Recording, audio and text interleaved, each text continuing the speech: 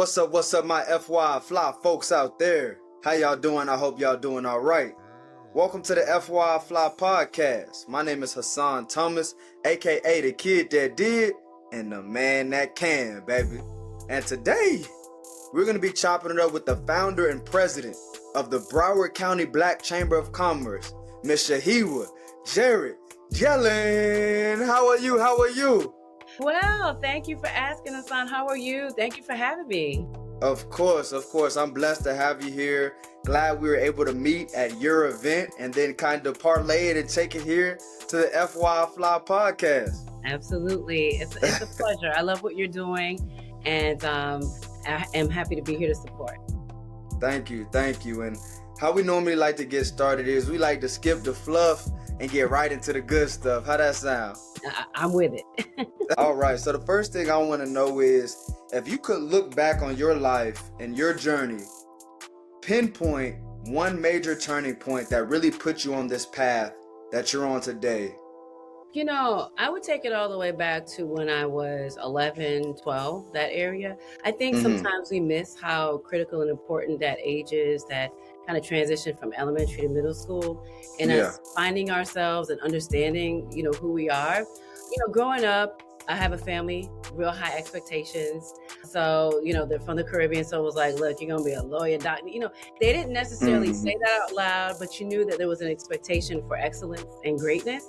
And I also got a lot of comments like, oh, she's so cute. She's so this, she's so that. And I did a few local things on, TV. And I think my parents thought about the whole little modeling thing for a while.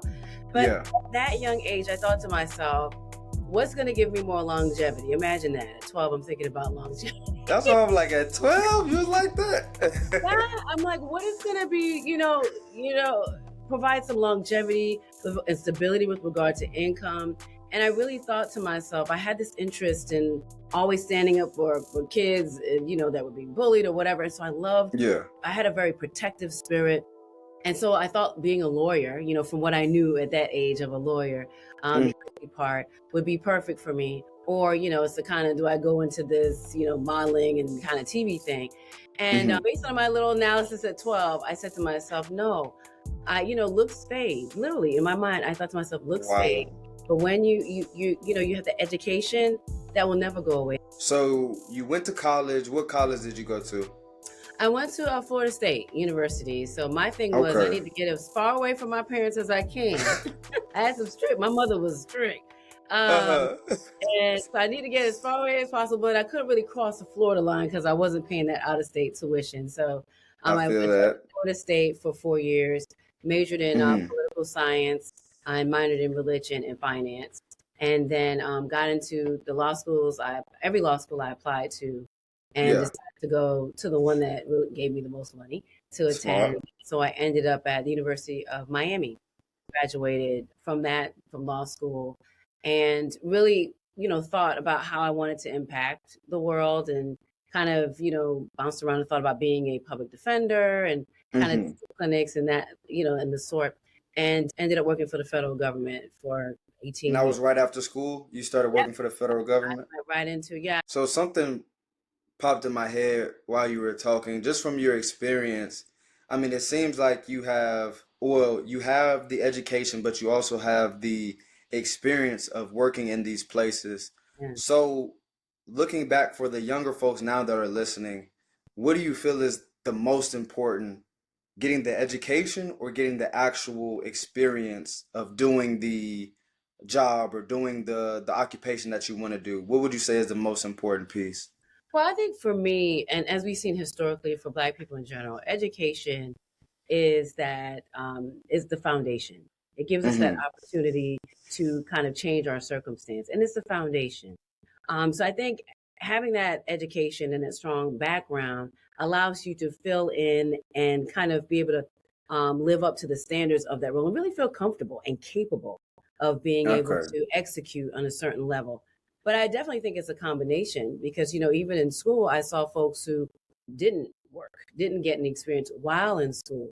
And so when it came time for graduation, it was kind of like, what am I going to do? It was a scramble to figure that out. And you had no experience while others intern. They were certified legal interns. They got to, argue in court or present things before judges during your third year of law school, etc. So they came out much more well-rounded and prepared Mm-hmm. to be a lawyer on day one. So I think they go hand in hand, but without that education, I don't think you'll be capable and competent and confident enough to Mm-hmm. really handle the rigors of specific jobs. That makes sense. That makes sense. Okay, so yeah, that just popped in my head. And I was like, yeah, I want to get your opinion on that. Yeah. But going back and following the journey, you worked for the federal government. How long did you do that before you started up the Black Chamber of Commerce in Broward? How long was that period for? About 2015, 2016. And I'm sitting in South Florida. I'm like, okay, so where's this Buy Black energy? Where's the Bank Black energy? And I initially started Buy Black Broward to kind of get some of that energy to say because the question is, well, even if I want to support Black, where is it? I don't know. What's Black For owned? sure. And we Yeah, ain't gonna go too far if it ain't there for right. us. So, it's like, let me help bridge that gap because there's a lot of Black owned stuff out here. So just, trying to Hmm. feature that around town and be creative with that and make it easy for people to find. But then I think as, I started to see a greater need beyond just identifying Black owned businesses, there were Hmm. other gaps in advocacy for our Black businesses and in other areas such as access to capital. And that's why Yeah. I then kind of transitioned to starting up the Broward County Black Chamber of Commerce because we needed something more than a directory of businesses or something that pointed us to the location of these businesses. We Hmm. needed really a safe place in the community for us to grow our Black businesses. So that was the impetus primarily. No, that makes sense. It really sounds like you saw a need and you became that solution. You became that kind of like you said, bridging that gap.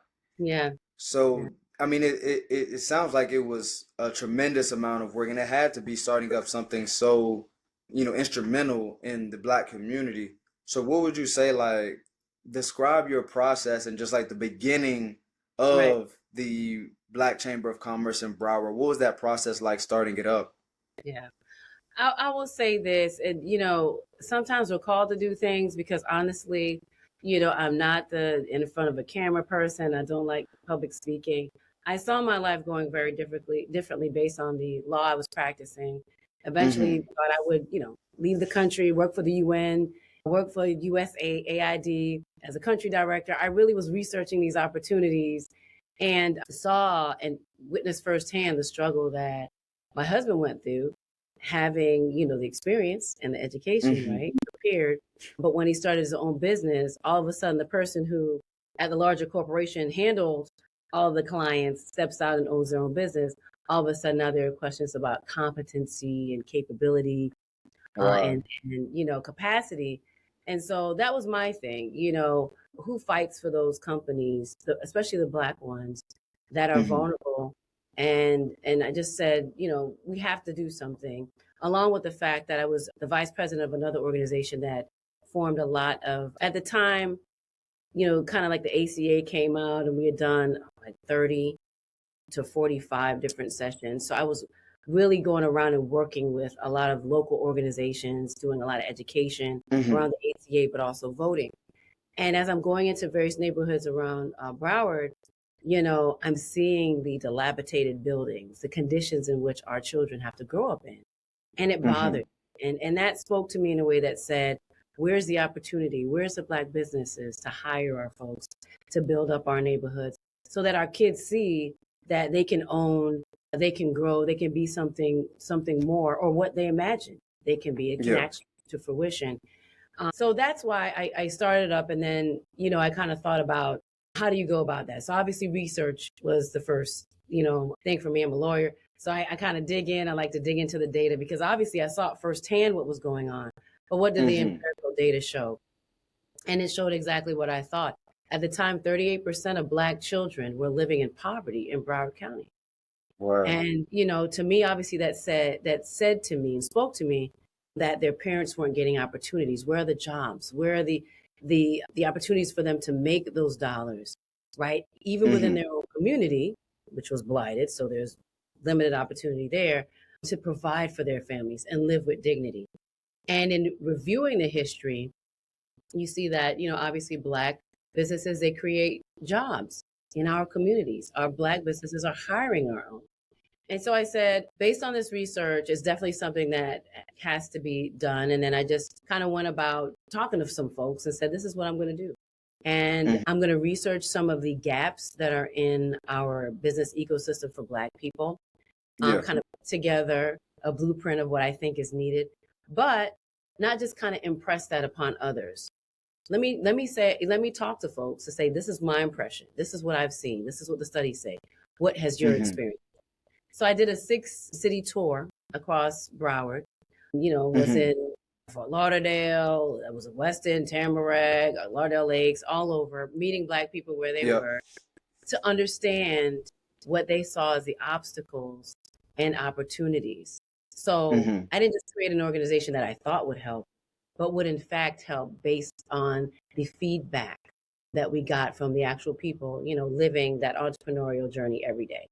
That's the gem right there. Yeah. That's the gem right there. Before you start up a business, go out and survey, talk to the people that you're planning on serving.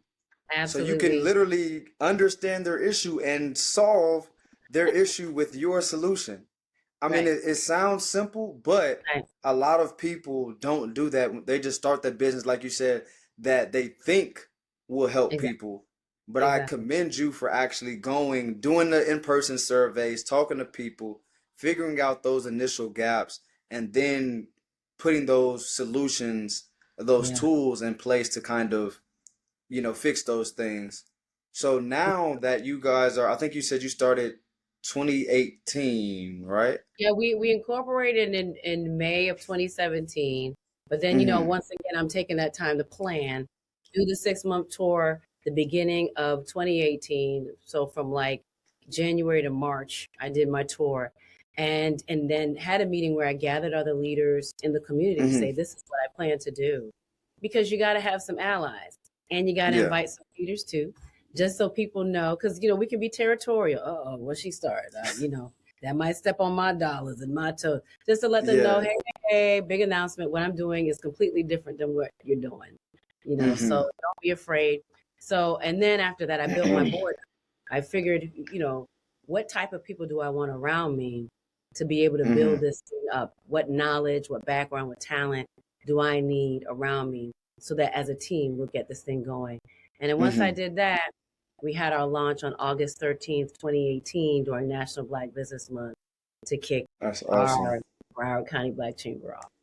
Yeah. That's awesome. That's awesome. So to me, it sounds like for everybody listening on starting a business, starting a nonprofit, the first part will be research, surveys, and then I think the second part will be really building out that team that you're gonna have, or those that trusted kind of advisory board, building out that plan to then initially launch, and then going out and launching. Is that what you would say the steps would be, pretty much? Yeah, I agree. I agree, and I can't emphasize enough the planning part, because if you want folks to believe and understand what you're doing, they have to understand it before they believe it. And so when I gathered folks, it was about, what is my vision? And so I laid out, this is the vision, this is the mission, these are our 7 core objectives, and here's why. Here is why we will focus on, say, access to capital, etc. And broke that down. So now they're like, okay, I didn't really think about it, but what she's saying makes sense. She's done the research. So now you have buy-in as well. So you can't undercut that research and the clear presentation of your idea. That makes a lot of sense. And even thinking like about Florida and what you all do now, like what are some of the areas that, because you all are, about 7 years into it. So like what are some of the areas that you all focus on? How do you assist businesses and education around here through the initiatives and things that you all do? So when I would say, first and foremost, we're about, advocacy. So, sometimes people don't even know we're working because it's behind the scenes, creating new opportunities where there were no opportunities before.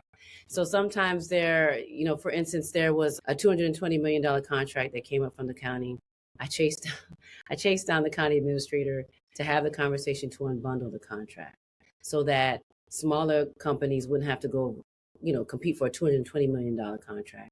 They're small, not going to be able to do it. Mm-hmm. But break off a $5 million, $10 million, $1 million project, and now they're able to compete for it. So Gotcha. our advocacy creates new opportunities that wouldn't have even been there. And that's critical. So that's one Mm-hmm. way that we help. Two, I would say we're fully focused on making sure that our small Black businesses are ready for opportunities of today and tomorrow, so that we provide technical assistance so that, they have their financials together, some of the basics. They have their legal structure together. Yeah. They have a strategic plan. They have a strategic marketing plan. And then if they're going to hire, that they're protecting themselves and they have the prior HR consultation, handbooks, etc., and SOPs, so they don't get Mm-hmm. themselves into legal trouble and end up broke For from being sure. sued, etc., or fines. So it's layered, and then we also kind of provide education around what's coming. What's happening? How can you utilize AI? The coming Mm-hmm. trends to benefit you and your business. Are you thinking internationally? The largest market is outside of the United States. So are you thinking Yeah. internationally? And if that seems too big and too crazy, guess what? That's why you have the chamber, so that we now can walk you through that process of understanding and visualizing how that can impact and grow your company. Mm-hmm. And then also pushing, partnerships and working together. So what is a joint venture? How should that be structured so that you're protected, but you're capable of working together and growing your capacity through partnership?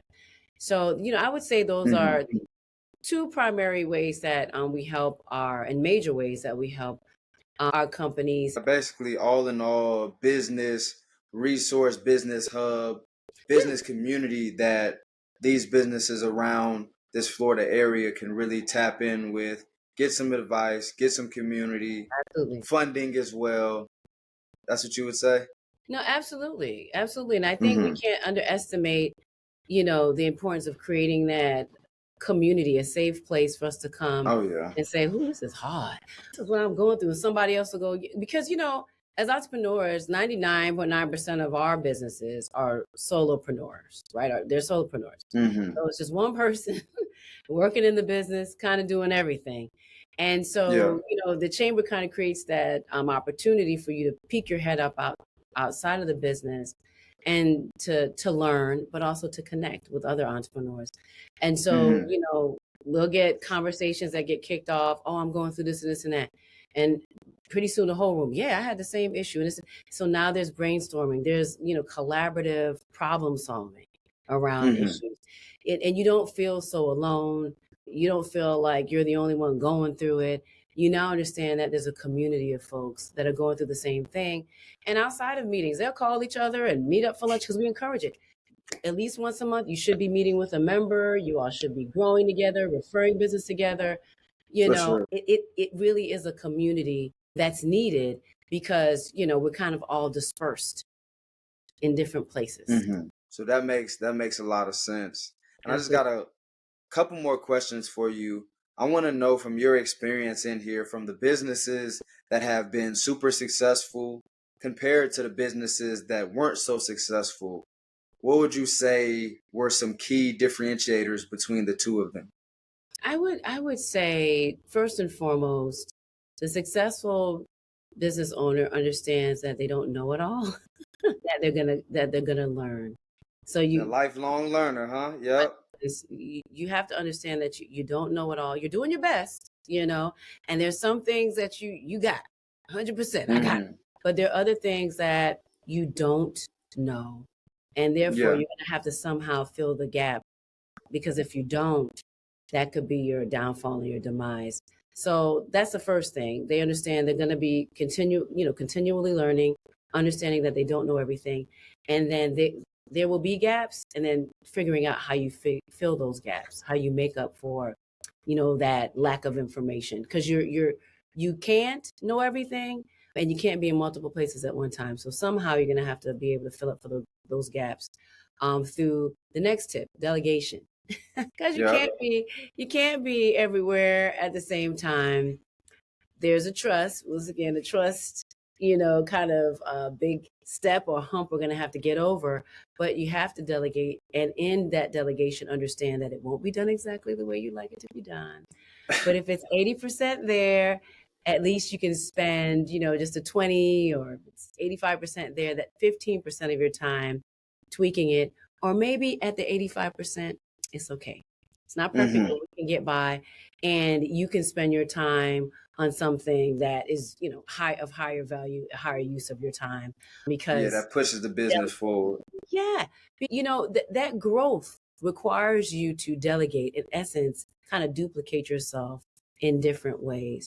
And so Mm-hmm. you're not going to grow if you're not, delegating. And then I would say, lastly, you have to be open to constructive feedback and criticism, because Mm-hmm. everything won't always be perfect. So when things do go wrong, which sometimes they will, how do you handle that? How do you handle your customer, your clients, your fellow, vendors that you may be using? What is that process? What does it look like? So in essence, how do you close the loop on your business kind of experience with that customer? And being able to take that feedback, apply it, and become better really is priceless. Yeah. It's not always somebody else's fault. Sometimes you have to say, yeah, wow, we did drop the ball, but here's an alternative, and you have to create Mm-hmm. a process for how you deal with those difficult situations, how you make up for that. Because at the end of the day, whether you're providing a service or a product, you got clients that you have to please. You want to retain those folks. You want them to, sing praises, about, so that you will grow. I think one of the guys that I interviewed, he said we have to fail forward. So Hmm. when you talked about that constructive criticism, we go out there and try some things, or we try something new, and we fail at it. I think by failing forward, we've moved forward in our business, and now we know how we can, to your first point, learn how to become better at that certain business initiative, learn how to become Hmm. better at the communication aspect, or whatever it may be that kind of dropped the ball. Now Hmm. you can learn how to become better at that situation. And then to your second point, you may be able to delegate off that task, and now you're working towards something else that's growing the business. All amazing tips, all amazing tips. We just have one more question for you. We can't have you on FY Fly and not ask you our famous final question. So I'm ready. I'm gonna give you two quotes, and I need you to let me know which one is more accurate in your opinion. All right. All right, I'm ready. All right. So the first one is more money, more problems. Shout out Biggie Smalls. And Exactly. and this and the second one is money can't buy happiness. Which one do you agree with most? A classic. I would say, you can say both of them are good. This is tough, Hassan. You're wrong for this. You're wrong for this. Gotta get. But I would say this, the whole money, more problems. I get what Biggie was saying, but I think I would phrase it a little bit differently and just say more money, more responsibility. And so it may Okay. seem like it's more problems or it's more of a burden, because you have more responsibility when you have you're going to be pushed into a different realm as you make more and more, and trying to understand how you manage that with regard to how it's flowing through your business, what you reinvest, what you may buy capital, grow, what you invest, and even what you do personally, with those dollars. They're big Yeah. decisions. So you do have more responsibility. And I'd say not just responsibility to yourself to be wise with your money, but responsibility to your family to be wise with your money as well, and Mm-hmm. ensuring that, especially for us, we're leaving something behind, for that future generation, as other communities do, so that, our children and children's children aren't starting all over again from the bottom. They For actually have sure. shoulders to stand on. They have something. I mean, imagine, Hassan, if graduated, and your parents were like, "Oh, and here's a condo, and here's a house." You don't have a mortgage. Mm-hmm. I don't know if that's your current situation, but I'm just saying. So, For it's sure. like, yeah, that's huge. So we have that responsibility, but we also have responsibility, I feel, for us to community. So how are we giving back with those dollars, right? Whether it's through a church, alumni associations, or nonprofits, how are we giving back to ensure that we as a community are continuing to grow and become better? And we're paying it forward in that way, because we have to understand, no matter how far we climb, we're still all clumped together. And just like Martin said, when there's injustice anywhere, there's injustice everywhere. So it's like we're tied. So no matter how high you climb, rather, we're still tied together. So there's that responsibility to lift as you grow. Lift as you grow. I love it. I love it. Thank you so much. This was awesome. Shaheewa, you killed this today. Provided so much value, so much gems for our people. Thank you. And it's just so inspiring to see and hear and learn more about your story and how you started this, how you built this out, how you literally, like I said, went to the people that you planned on serving, got what they needed, and not just thought about it, but literally got it from the source. Yeah. And then provided these resources, provided this community to our people. So giving you your flowers now. A lot of people like to wait, but I'm giving you your flowers now. Thank you. And I appreciate that. I feel like I'm walking in my purpose. And thank you for, inviting me to be here. I enjoyed it. I enjoy talking about what I do and really, getting to meet folks like you as well. So this is a pleasure. Yes, ma'am. Yes, ma'am. Like I said, this was awesome. We really thank you for your transparency, your authenticity, and for all of our listeners. If y'all can take some of the gems that Shaheewa dropped here today, you don't have to do everything all at once. But I Right. promise you, if you take one or two small habits and start to implement them, there will turn into large results over time. So again, our listeners, y'all already know what time it is. We need y'all to stay safe, stay invested, and stay FY fly. We'll see y'all next week.